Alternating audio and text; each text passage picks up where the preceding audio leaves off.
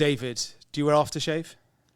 You've no idea how many lotions and potions I use to look and smell this good, Mark. Well, I don't think he does aftershave yet, but Donald Trump officially is a perfume supplier. Did you know that? No shortage of merchandise from the White House. It's like, in simple terms, it's brilliant, isn't it? He knows that his supporters right across the country, they've bought the watches, they've bought all the other merch. Why wouldn't they buy the perfume? I'm Mark Stone. And I'm David Blevins. And it's Tuesday, the 2nd of July, day 163 of Donald Trump's second term. And on Trump 100 today, the president has been to visit Alligator Alcatraz. Yes, that is what he is calling it. It's the administration's new immigrant detention center in Florida. What's it all about? We will tell you, and we'll tell you why it's so controversial. And an update on what Trump calls his big, beautiful bill. The Senate narrowly passed it today after a marathon all-night voting session. The legislation likely to define Trump's second term is now one step closer to becoming law. It certainly is. ¡No les abras! ¿Por qué le pegas? What you're doing is kidnapping. David, that is the sound of America's immigration system under Donald Trump. It is the sound of what's been happening on the streets of America in plain sight, but often forced into the background of this frenetic presidency. Since Donald Trump took office again, people suspected of being in America illegally are being rounded up and they are being detained. And it is aggressive. It is also being done with a sense of emboldenment. Candidate Trump said he would do this, and President Trump is. For many communities across this country, it's frightening stuff. We have seen immigration and enforcement officers, ICE officers as they're known, at workplaces, homes, out in the open, sometimes, as I say, identifying themselves, but not always, and accusing people of being in this country illegally. Once detained, people are sent to detention centres, often far from their homes and families, and many of them cannot be tracked down at all. It is the backdrop which framed Donald Trump's visit to Florida today. Yes, we're now talking about alligators as free security guards. That's how Donald Trump described them. We have a lot of bodyguards and a lot of cops that are in the form of alligators. You don't have to pay them so much. But I wouldn't want to run through the Everglades for long. It's just the latest tool, I suppose, in the president's arsenal to try to meet his new deportation target. That's 3,000 arrests per week. That would amount to 1 million in a year, more than 1 million in a year. Well, he says there are more than 1 million illegal migrants here in this country. Yes, Alligator Alcatraz was the idea of Florida's Attorney General. The name, of course, is a nod to the notorious offshore prison in San Francisco, but this is a place where immigrants will reportedly be held before a decision is made on whether to deport them to their home country or let them stay here in the United States. Donald Trump flew down there today to meet with Florida Governor Ron DeSantis before it opens tomorrow. Remember him? Absolutely. He was, of course, Trump's former rival in the presidential primaries last year. But there they were, standing side by side, boasting that they had pulled this all together in the space of 8 days. Yeah, and boasting that they're best friends now. These two, no love lost between them over the months and years, but apparently now best buddies as they get together with a very hard line on immigration. As you say, this has been pulled together at speed. So many questions about the humanity of all this. But for Team Trump, it's kind of the place it's the perfect place. It's exactly what they wanted it to be. I thought when I first read about Alligator Alcatraz, I thought that this was kind of a phrase dreamt up by the media. I didn't, a kind of headline. I didn't realize that that's what they're calling it. It's on the papers, right? Yeah, astonishingly. Yeah, on the papers and in a very remote destination in the Everglades. Have you been to the Everglades? I have. It's a beautiful place and not the place you would expect necessarily to be in the headlines for a migrant detention center. Very remote, just to the west of Miami itself. Very few roads in, very few roads out, lots of marshland.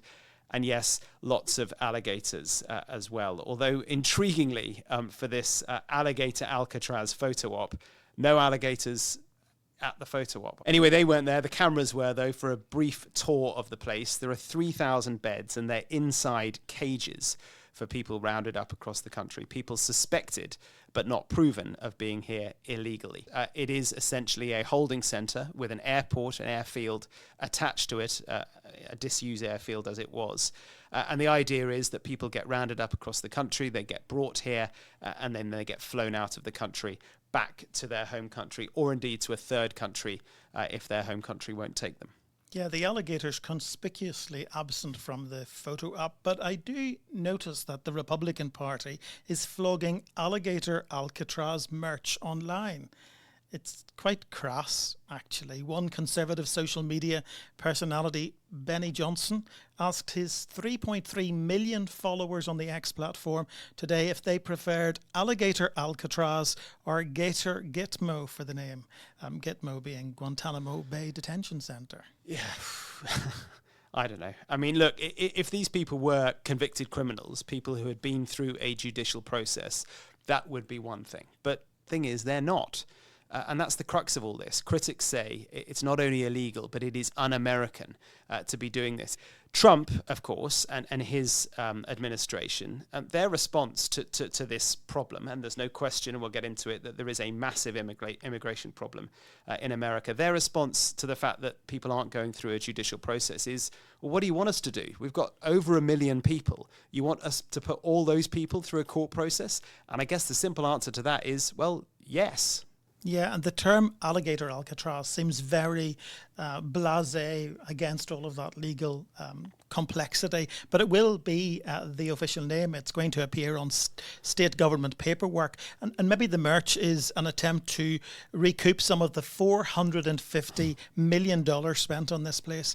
But behind the headlines, so much of this is about messaging, as with much of the Trump presidency, encouraging those who are here illegally to self-deport or end up in this place. And we saw the Homeland Security Secretary, Kristi Noem, alongside Trump today, insisting that once they're in the cages, the law will be followed. This is unique because we can hold individuals here, they can have their hearings, get due process, and then immediately be flown back home to their home countries. And their home countries are welcoming them. Yeah, so due process, she says, but that's once they are in the cages in the Everglades, surrounded by the alligators. And you've drilled down into some of the numbers when it comes to the type of people the administration is targeting for deportation, haven't you? Yeah, the numbers are pretty staggering, actually. 185,042 people at the last count have been arrested and taken into ICE facilities since October last year. Now, importantly, that includes the last few months of the Biden administration. Nearly 200,000 people arrested, taken into ICE custody. Now, according to ICE's own data, almost half of those, 185,000, have never been convicted nor charged with any crime. And of those who do have criminal records, most of those criminal records are for immigration or traffic offences. So I guess, David, those statistics kind of prompt an obvious question. Is the policy really about deporting the worst of the worst, 6%, or is it more about targeting people who don't suit Donald Trump's agenda? Well, Donald Trump said today the worst of the worst are always first, didn't he? But the reality is that a lot of people wrapped up in this have been in America for decades without papers, as they call them. And those people contribute so much to society. They're the hospitality workers, the cleaners, the cooks, the gardeners, hard-working people in their respective communities. And some of them may also have come over under Joe Biden's policy, which involved getting an appointment confirmed via an app and then waiting on their immigration proceedings. There's no doubt that the system was lengthy and unwieldy, but it did give these people some level of process. Yeah, I think that's really important. You know, people, as I said, who came here under a system run by Biden, considered illegal now, and their status effectively changed with the swipe of a Sharpie. So they were following the right process then, but now the goalposts have shifted, and they're deemed illegal by this administration. So they could end up in Alligator Alcatraz, where we are told due process will be carried out. But ultimately, Donald Trump's view and the view of his administration is, look, you're here illegally, go home. And of course, the Donald Trump view is shared by a huge swathe of the American electorate. In fact, he campaigned heavily on this issue, and it is the centrepiece of his second-term agenda. Now, David, onto another issue. A big tiebreaker vote in the Senate today on Trump's so-called big, beautiful bill. As we mentioned on yesterday's episode, this is the tax and spending bill which Trump is relying on to supercharge the policies of his second term. You can go back and listen to yesterday's episode for a bit more detail on what it's all about. But David, a big win for Trump today. Yes, from Alligator Alcatraz to the big, beautiful bill. Somebody's into their alliteration, aren't they, Mark? President Trump could only afford to lose 3 Republicans in this Senate vote to have any hopes of signing this bill. And it scraped through just with the Vice President J.D. Vance, who had remained in Washington in case this scenario arose. Yeah, the Vice President always gets the vote if it's a tie. Casting the tie-breaking vote. 3 Republicans did join with Democrats in voting against the bill. You mentioned 2 of them yesterday, Tom Tillis from North Carolina and Rand Paul from Kentucky. Susan Collins from Maine also voted against it. She's a well-known moderate in Congress. They all had huge concerns about cuts to Medicaid. That's the health insurance provided by the government to low-income Americans. And others were concerned too about the impact of all of this on America's national debt. Yeah, lots of sweeteners going on, lots of behind-the-scenes negotiations to try and get this bill through. In the end, the Republican leadership packed it full of sweeteners for some of those skeptics. Drama at the Votorama. That'll be a good headline tomorrow morning. Yes, You should be a headline writer.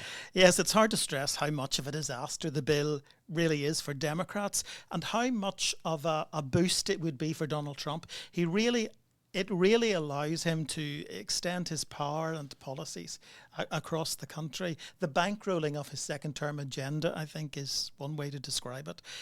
It's worth saying as well that the row between Elon Musk and Donald Trump isn't going away over this bill. Certainly isn't. Before leaving for Florida, the president told reporters he might consider deporting Musk back to South Africa, and Musk is saying he's resisting the temptation to escalate for now. I tell you what, I would get the popcorn out to watch that one play out. Trump deporting Musk, maybe via Alligator Alcatraz. Yeah. Before we go, Mark, we've just had news that the US is planning to halt weapons that Ukraine was scheduled to receive, including PAC-3 Patriots, 150mm artillery rounds, surface-to-surface rocket systems, Stinger, AM-7 and Hellfire missiles. This is what the White House says. This decision was made to put America's interests first, following a Department of Defense review of our nation's military support and assistance to other countries across the globe. The strength of the United States Armed Forces remains unquestioned. Just ask Iran. This only broke just before we started recording. It's huge and it's a real surprise. It's also, I think, an example of a pretty incoherent policy by the White House. Just last week, Trump was at NATO in The Hague and seemed committed, yes, to NATO, but also to Ukraine. At least there was no sense about him being about to pull the flow of weapons to Ukraine. But there are real fears at the moment. The summer is coming. That is the fighting season. Remember, in that part of the world, during the winter, they don't do as much fighting. The summer is when both sides really try to push. And 50,000 Russian troops were recently sent to the border near Sumy in Ukraine. Donald Trump has said that he is watching that.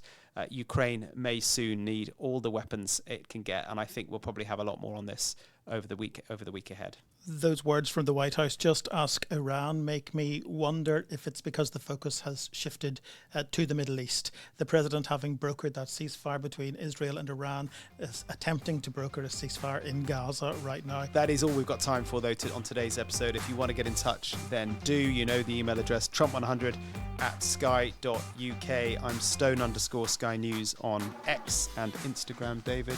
Yes. We had this before. Can you remember this time? At Sky David Blevins on both X and Instagram. Well done. Excellent. You can hit the follow button as well to keep up to date with the podcast.